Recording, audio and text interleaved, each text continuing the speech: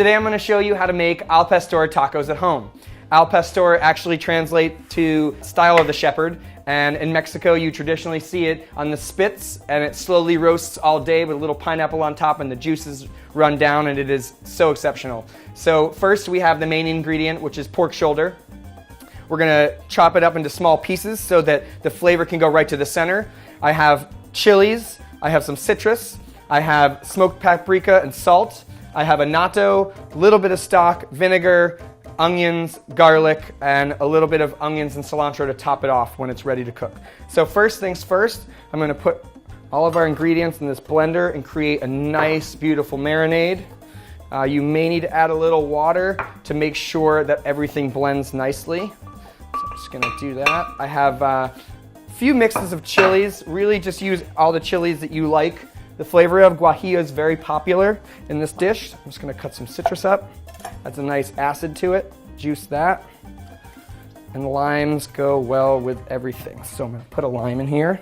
And it's really quick. What you want to do is let it marinate overnight ideally, but 8 hours should be fine. And then we're just going to pick it up in a pan, crisp the outside, sprinkle a little salt, a little annatto. You can find this in a powder or liquid form. This is from the annatto seeds, and it just adds a nice color as well as nutty flavor. A little bit of stock, and then some vinegar. Now, I don't really like to follow recipes per se, but this is a general guide. Feel free to add more salt, more acid, more chilies based on what you really want to do. So we're gonna just puree that. There we go. So give it some time. You really want a nice deep red color. So that's what you're looking for. There we go. Beautiful.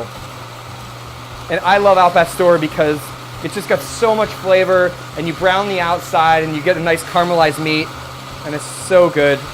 In Mexico you find them all on the streets, and it's almost like the shawarma style of meat. I'm gonna pour my chopped pork shoulder in here. And this is looking great. So I'm gonna turn that off, pour it in. Oh yeah, that's awesome. Gloves or not, you're just gonna really wanna marinate it. Make sure all the meat's covered. And then it's gonna spend overnight, flavor going right to the middle, and you are gonna have an incredible taco waiting for you. All right, so we have our al pastor that's been marinating. It looks like it's full of flavor.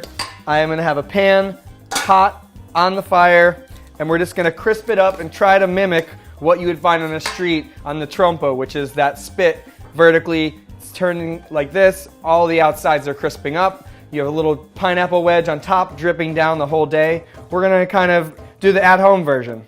It's still gonna be delicious. So here we are, putting some al pastor.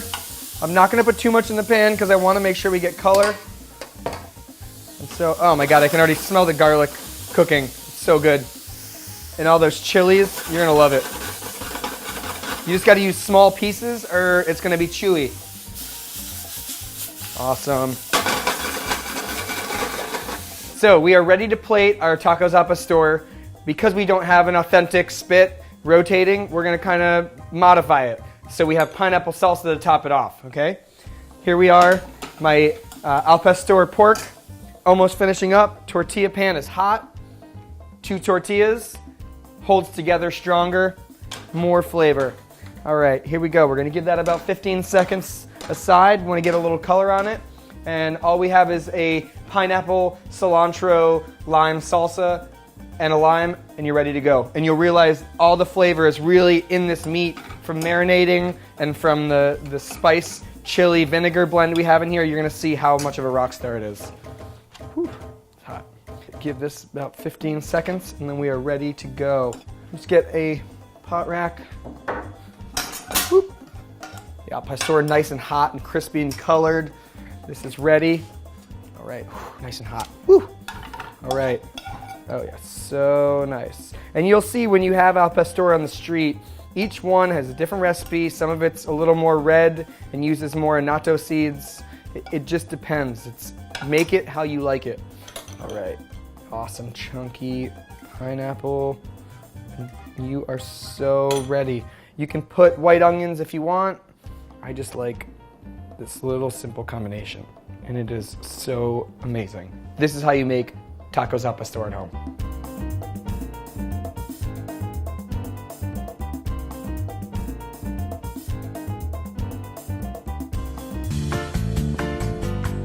Today I'm going to show you how to make chicken tacos, but not just any chicken tacos.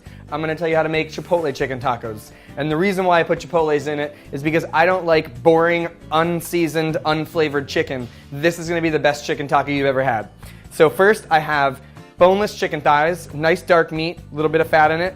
I have Chipotles and adobo sauce, which you can find at your supermarket. That's going to add a nice smoky flavor, a lot of depth to the stock. Bay leaves, again, a nice little aromatic that's going to cook in there. So I right now have a vegetable stock going right now. Nice deep flavor, almost like a soup, because you really want this chicken to absorb a lot of flavor. So I'm going to put the chicken in here. We're looking at about 2.5 hours, maybe a little less to cook. You basically just want it to pull apart. It's almost like a shredded chicken. So then I'm going to add the Chipotles, aromatics. Here we go. And here you have your stock now with your chicken, your Chipotles and adobo, and your bay leaves. And you can just let that simmer for about 2 hours, and you will be so happy when that's over. It is going to be the best taco you've ever had. All right, guys, get really excited because this is the moment we've all been waiting for. The chicken is falling off the bone, full of flavor. I have fresh tortillas here. I have our tomato salsa we made. I have table sauce, which is to add a little bit of spice to it, limes, and cotija cheese. So I have a nice pan, hot. We're gonna use 2 tortillas because the meat is very full of juice and it will break through one, so we always reinforce it with the second. All right, so that's cooking here, high heat. You wanna get a little color if you can. In the chicken pot, I'm gonna pull this up and you can see I have this beautiful, just shredded chicken falling off the bone. The Chipotles are in here, they're falling apart. It's just gonna be amazing when it all mixes together. So I'm gonna focus on this tortilla right here. Don't burn yourself. We have beautiful brown color here. This takes about 30 seconds aside at most. So that's pretty much done. I'm gonna get my plate because we're getting ready for game time here. All right, flip. All right, there we go. So you see you have beautiful color here. It's awesome. All right. Take the chicken, strain the juice a little bit, chop it up. Oh my God, it looks amazing. And you can still see the seeds from the Chipotle, which are gonna give it a nice kick. Beautiful. Awesome. All right, there we go. Look at the beautiful shredded chicken thighs. Put a little chunky salsa on here. Awesome. Sprinkle some of the cotija cheese, which is similar to a Parmesan. It's like a salty cow's milk cheese. A little bit of lime. Awesome. And then if you want to take it up a notch, a little bit of hot sauce. Perfect.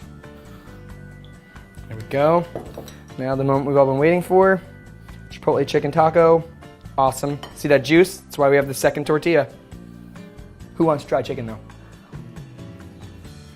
Oh my God. Banging.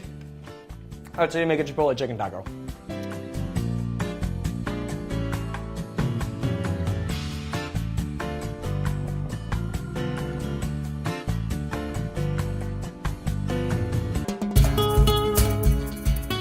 I am going to show you how to make one of my favorite tacos today, and that's the beef brisket.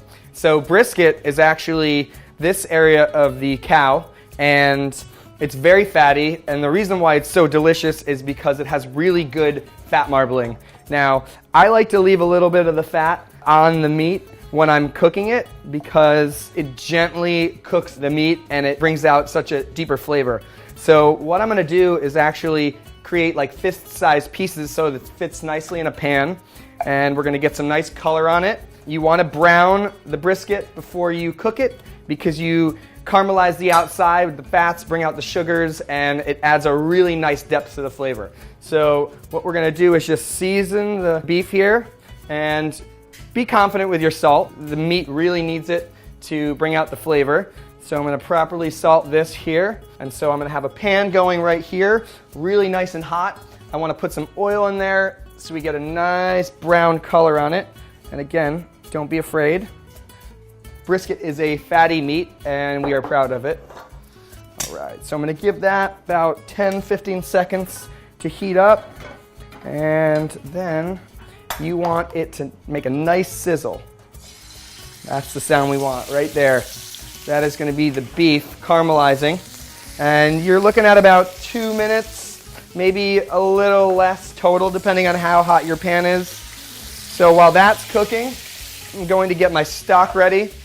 Now I just use over-the-counter stock. You're more than welcome to make your own. Now I like a really nice deep flavored stock so that the beef will be flavored to the core when you're done cooking it. So what I do at the end, I just take a little taste. Need a little more because I want it to be really, really, really flavorful at the end. And it's really up to you how much stock you want to add. All right, check on my beef braising here. Close. You can see that it's starting to brown around the edges. All right, and then as soon as that's done, you're going to put it right into the stock. And then I also have some bay leaves, which bring a lot of flavor and depth to the stock, so I put that in. I'm going to check on the brown. That's perfect color right there. You want it golden brown. Perfect. And then these are pretty much ready to go into the stock. I'm going to do that. Turn that off. And then you're looking at about 2.5, minimum 2.5 hours with the brisket because it's a muscle. It really needs a lot of time to cook slow and low. And if you really want to get professional, you can actually save the oil, put a little water and deglaze the pan and pour that in your stock, and you have an incredible brisket taco waiting for you. So I know you guys are really excited right now. The brisket, we've been patiently waiting for it to finish. The meat is broken down. It falls apart in your hand. I have it sitting in a little bit of the juice because that's just got so much of the flavor from when we cooked it. I'm going to cook fresh tortillas now. Remember, 2 layers. If you use one, it'll just break apart and no one likes a messy taco in their hand. So we're giving this about 20, 30 seconds aside. We want to get some color because that's the character here. While this is cooking, I have pineapple red onion salsa with cilantro, a little bit of lime, Mexican cotija cheese, which is similar to Mexican style Parmesan. It's a pasteurized cow milk grated. Then a little table sauce adds a little top layer of flavor. So here we are, see some brown color, and just really bringing out the nutty flavor when you give it some time over high heat. Bring this to the table here. And fat is okay, don't get rid of it. That is your friend. So here we are, so good. Don't overfill it either, you want it to be easy to eat. You can always make yourself a second one, which I will do right after this. All right, so here we go. Some fresh pineapple salsa. Beautiful, look at the color. So much going on. All right, sprinkle the cheese, adds a little bit of a salt and a creamy flavor. Beautiful, and then finish it with the table sauce. This is a little hot sauce. This one's mild. It's guajillo chili based. All right, lime, and you know I'm gonna make a mess now, which is totally fine. Here we go. Hell yeah. Sweet, salty, beefy, everything. That's how you make a brisket taco.